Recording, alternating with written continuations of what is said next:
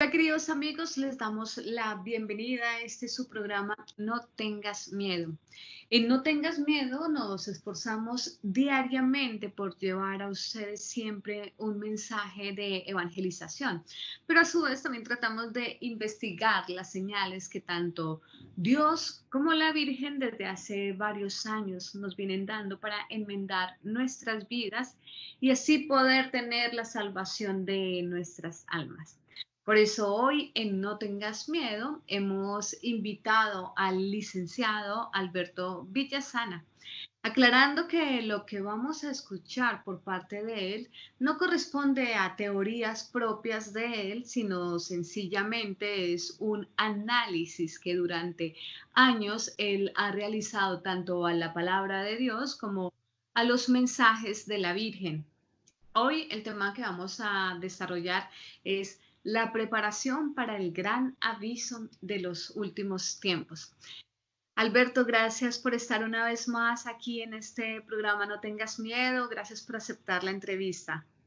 Al contrario, muchas gracias por la invitación. Saludos a todos acá desde México. Es un gusto para mí y un honor. Muy bien, hoy pues vamos a hablar acerca de el gran aviso de Dios. Y la primera pregunta correspondería a este gran aviso de Dios corresponde al mensaje que fue dado a Conchita en el año 1961, apariciones de Garabandal, y a su vez sería también el mismo que le fue revelado a Sor Faustina Kowalska, según su diario, en el numeral 83. Así es, sí. No solamente a Conchita, digamos que las apariciones de Garabandal, que van de 1961 a 1965, son dadas a 4 niñas de esa localidad. Y desde luego que la principal de ellas es Conchita, pero está Maricruz, Maliloli, está la otra niña también, que tienen aproximadamente 11, 12 años en ese momento, pero también corresponde a otros místicos y santos que han tenido la experiencia del gran aviso de Dios, como es efectivamente Santa Faustina Kowalska, el mismo padre Pío de Pietrelcina, que tuvo una gran relación con la misma Conchita, pues también el padre Andreu, que no solamente supo del aviso, sino también del milagro, que es el fenómeno que va íntimamente relacionado con el aviso.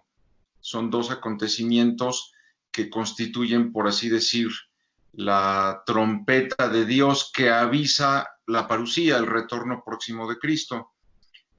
También el padre Stefano Gobbi fue otro sacerdote místico santo que tuvo la revelación del aviso, y aparte algunos místicos también que han tenido no solamente el conocimiento del aviso, sino que han experimentado este juicio individual, este juicio en pequeño, parecido al momento en que uno está por morir, en donde ve toda la historia, ve su propia alma como Dios la ve, conoce su propia conciencia. Entonces tenemos varios testimonios que coinciden con el de las niñas de Garabandal en esa fecha, 1961 al 65. Son más de 3,000 apariciones las que hay ahí en San Sebastián de Garabandal, en el norte de España. Y por supuesto, ese es el propósito del aviso, esta iluminación de la conciencia por la cual podemos rectificar nuestra conciencia y nuestra vida. Entonces, ¿Creerías que no hay castigo entonces? bueno, el aviso es previo, es una preparación al milagro que también va a suceder, que va a suceder en Garabandal. Es un milagro eucarístico en donde interviene la Virgen, que es ya una cosa externa. El aviso es un acontecimiento interno que coincide con un acontecimiento cósmico externo, pero finalmente la prueba más fuerte va a ser interna, o la gracia de Dios va a ser interna. En el milagro que sucede en no más de un año después, es externo, va a suceder en Garabandal, en la parte donde están los pinos que le llaman, aunque también se va a poder ver en otros santuarios marianos, y es un milagro eucarístico que va a poder ser fotografiado, incluso filmado y televisado, pero no se va a poder tocar, no se va a poder palpar. Por así decir, es como el arco iris, que tú lo puedes ver, pero no lo puedes tocar, no lo puedes palpar. Y ese signo que es externo y que va a estar ahí, va a durar hasta el fin del mundo. Va a quedar ya de una manera perpetua en Garabandal y en los santuarios marianos. Entonces, si con este aviso y con este milagro, digamos que la gran mayoría sigue sin arrepentimiento, entonces viene el castigo. Este castigo no se define en ningún momento, pero pudiera ser algo parecido a una guerra. Ahora tú dices, si esa guerra también está descrita en Ezequiel, creo que a lo que podemos llegar de conclusión es que con el aviso y el milagro podríamos hacer que los efectos de ese conflicto se vean drásticamente disminuidos, que dure menos tiempo y que tenga menos efectos destructivos para la humanidad, porque la Iglesia y la humanidad escucharon este llamado de Dios. Ese es, digamos, la oración que hay que hacer, lo que debemos de esperar. Muy bien. Se nos ha pedido también que ojalá podamos realizar una confesión de vida antes de que llegue el gran aviso. ¿Qué tan importante es realizar esta confesión de vida y qué se puede hacer? Porque pues con los tiempos que vivimos y si vemos que el aviso está tan cerca y tenemos los templos cerrados y es súper difícil encontrar un sacerdote, ¿qué va a pasar entonces? Bueno, hay que ir buscando que cada vez más se vayan recuperando esta normalidad, se vayan abriendo los templos, haya cada vez más acceso a la confesión.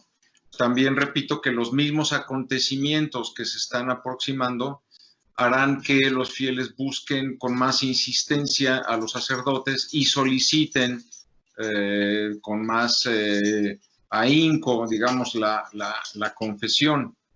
También, pues a ellos mismos, a los sacerdotes, hay que hablarles de estas cosas, del aviso, del milagro, y sobre todo hay que difundirlo porque después del aviso, digamos que tratarán de darle un sentido naturalista a esto, como si fuera algo que tiene una explicación astronómica o incluso como si fuera algo que viene de extraterrestres, todo para desvirtuar el hecho de que esto procede de la misericordia de Dios, que es algo sobrenatural.